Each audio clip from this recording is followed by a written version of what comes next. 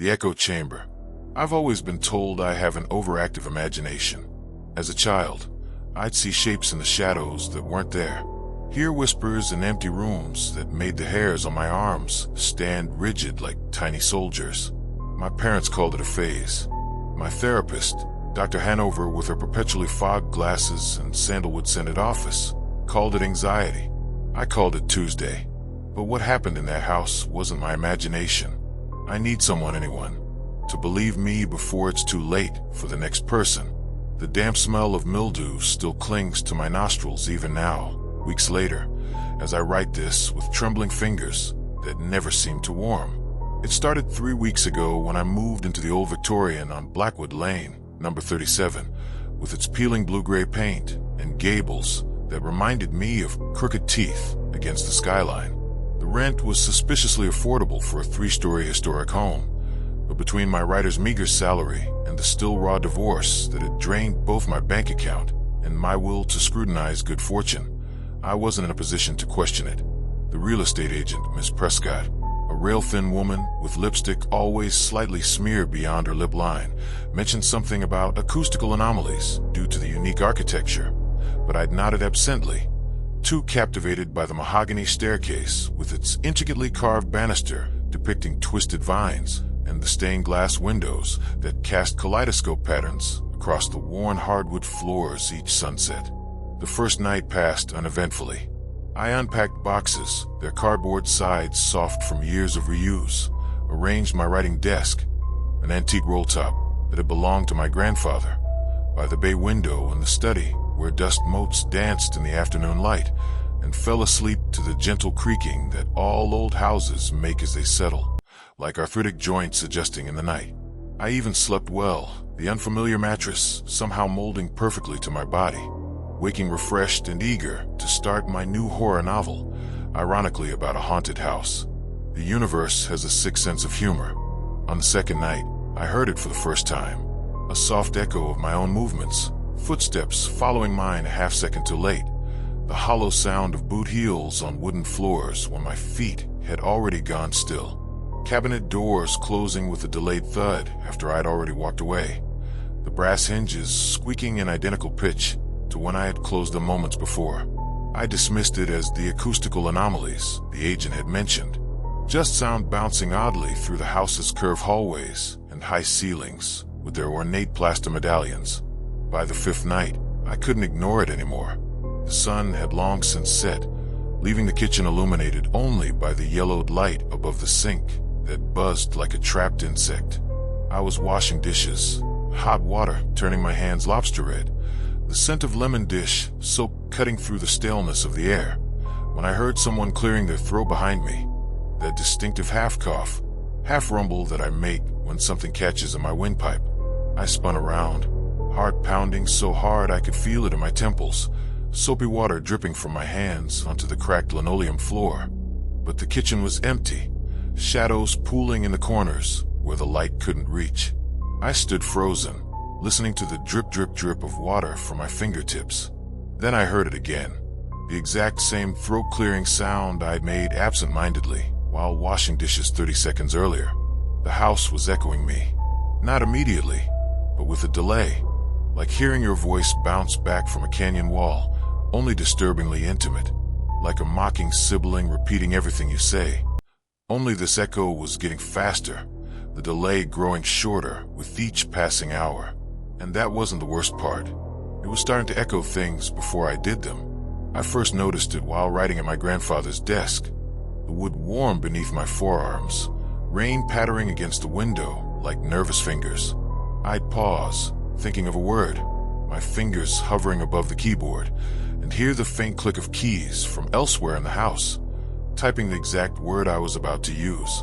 The sound was distant but unmistakable, a specific rhythm of my own 2-fingered typing style that I'd never quite improved since college. I started testing it. I'd think of moving to the kitchen for coffee, visualizing the chipped blue mug I favored, and hear distant footsteps heading that direction before I stood, the specific cadence of my slightly uneven gait due to an old skiing injury. I called the real estate agent the next morning, sunlight barely filtering through the heavy velvet curtains that smelled of decades of dust and cigarette smoke from previous tenants. "Oh, that's just the acoustics." Miss Prescott laughed nervously, her voice tinny through my phone speaker. "Previous tenants mentioned it. Sound echoes strangely. Sometimes seems to come before the source. The curved walls and multiple hidden air ducts create some kind of feedback loop. It's why the house is so affordable." The shuffling of papers came through the line, as if she was nervously fidgeting with something on her desk. "That's impossible," I said, watching my breath fog the window as I spoke. "Sound doesn't travel backward in time." The line went quiet for a moment, save for a shallow breathing. "Mr. Davies stayed there for almost a year," she finally said. "He got used to it. Said it was like living with a slightly delayed mirror." Her voice cracked on the word mirror. "Where's Mr. Davies now?" My fingers left smudges on the glass as I pulled away. Another pause, longer this time. "I'm not at liberty to discuss other clients." The call ended abruptly, leaving me holding the phone to my ear, listening to nothing. I searched him online later, hunched over my laptop at the kitchen table, while afternoon shadows stretched like grasping fingers across the floor. Malcolm Davies, local accountant with sandy hair and a forgettable face in his profile picture, had been admitted to Pinewood Psychiatric Hospital 8 months ago after attempting to cut off his own ears with garden shears, the metal blades leaving crescent-shaped scars along his jawline where they had slipped. The article in the local paper, the Westbrook Observer, didn't mention why, just that neighbors had called 911 after hearing ungodly screaming from his residence, 37 Blackwood Lane. That night, I barely slept. The sheets felt damp against my skin despite the dry heat from the ancient radiator that clanged and hissed in the corner like some mechanical beast. The echoes were getting more precise, more immediate.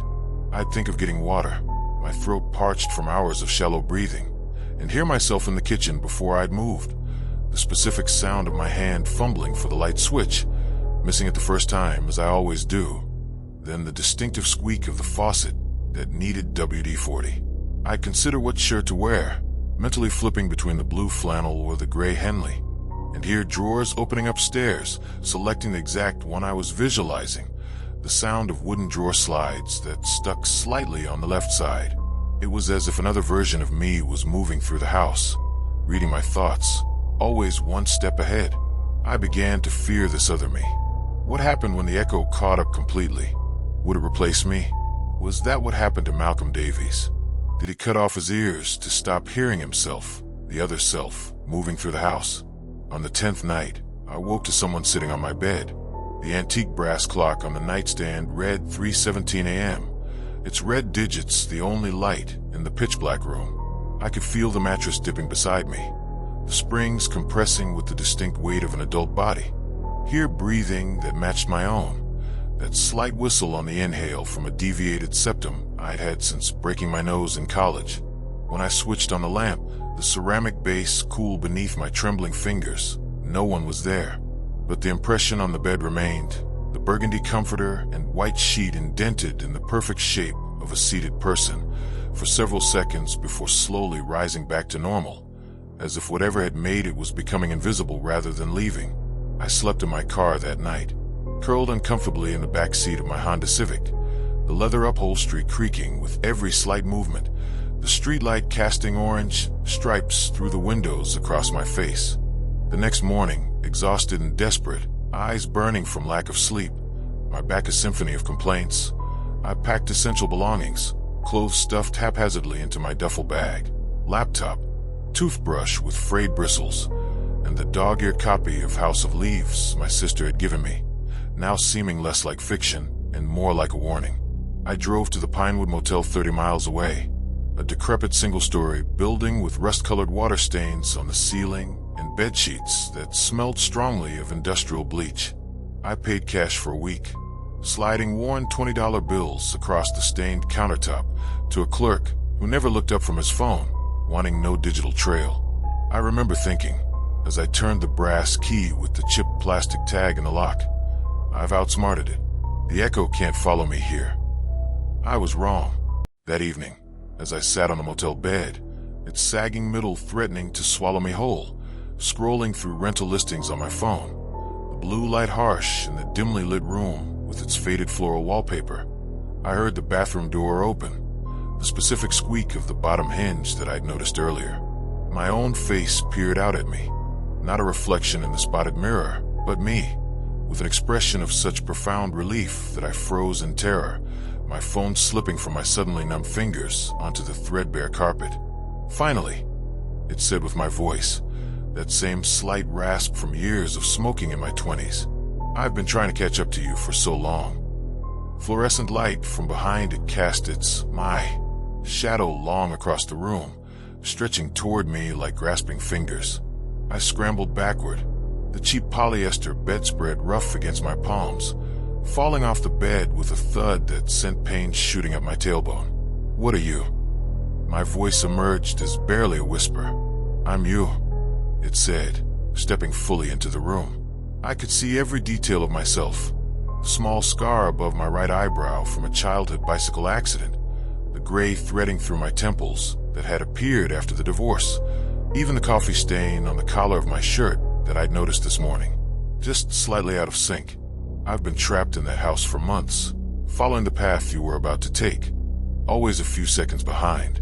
Until now, my fingers twitched at its sides, the same nervous habit I've had since childhood. "Malcolm Davies," I whispered, the name catching in my throat. "What happened to him?" My doppelganger's face darkened, the same expression I see in the mirror when remembering something painful. "He realized what was happening sooner than you did. He tried to break the cycle by harming himself." It gestured to my intact ears, the slightly uneven lobes I've always been self-conscious about. It didn't work. The house just reset me. The house. My mouth was dry as sandpaper, tongue sticking to the roof of my mouth. "What is it?" "A fold in time, a place where moments overlap." Its eyes, my eyes, hazel with that distinctive darker ring around the iris, held a weariness beyond anything I'd ever felt. It took another step toward me, the floorboards creaking under its weight. "But I'm free now." I caught up. "What happens to me?" I asked, though I already knew, the knowledge settling in my stomach like a stone. "You become the echo." It smiled sadly, the left corner of its mouth lifting slightly higher than the right, just like mine, until someone new moves in. Then the cycle begins again. Its breath smelled of the peppermint gum I'd been chewing all day. I ran for the door, feet tangling in the rug, hands outstretched toward the tarnished doorknob that gleamed weakly in the dim light, but it was like moving through syrup. The air thickened around me, resistance pushing against my limbs, sounds becoming distorted and stretched like audio played at half speed. I could see dust motes suspended in the air, unmoving, as my double approached with normal, easy movements. The last thing I remember is my hand, with the small burnt scar on the thumb from a cooking accident 3 years ago, reaching for my shoulder. Its touch cold as ice through the fabric of my shirt. Now I'm back in the house on Blackwood Lane. I can feel it all around me, not just a building of plaster and wood and glass, but a living thing, breathing through the heating vents, watching through the windows whose glass is thicker at the bottom than the top from centuries of imperceptible flow. It feeds on the overlapping moments it creates, growing stronger with each cycle, each reset.